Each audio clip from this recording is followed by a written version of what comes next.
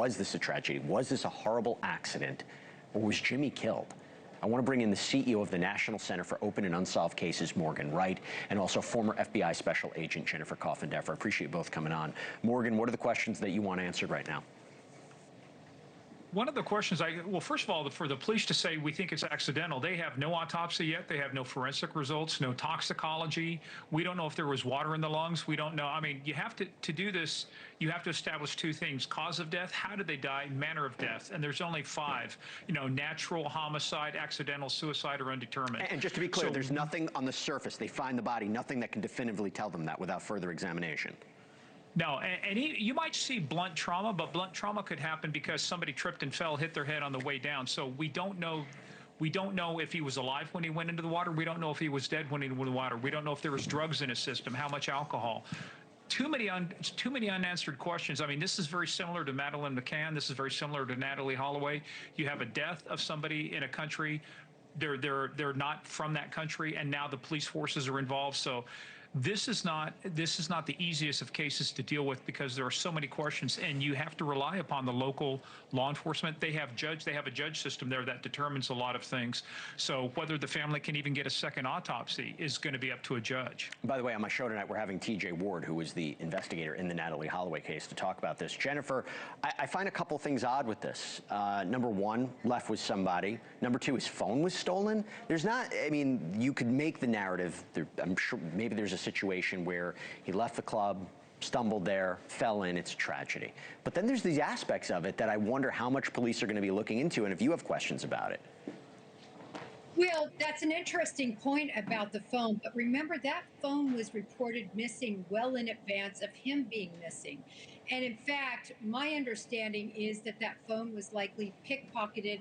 Barcelona, especially in these areas, Jesse, 250 approximately pickpockets and petty thefts happen a day there. So this is an area that is very well known for this type of activity. It's my understanding it was reported missing early, and then in fact it might have been used as a extortion type situation, and that's how they came to it, Jesse.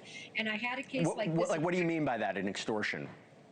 Where an individual, a pickpocket, a petty thief, will steal a phone that they pickpocket, and then they will try to contact that individual and say, listen, $200, I'll put it here. In the case that I'm familiar with, they put it in a locker at a workout place. $200, and you get your $1,200 phone back, all your pictures and everything else. So this is a possible scam. It's something that I actually saw reported by local media there.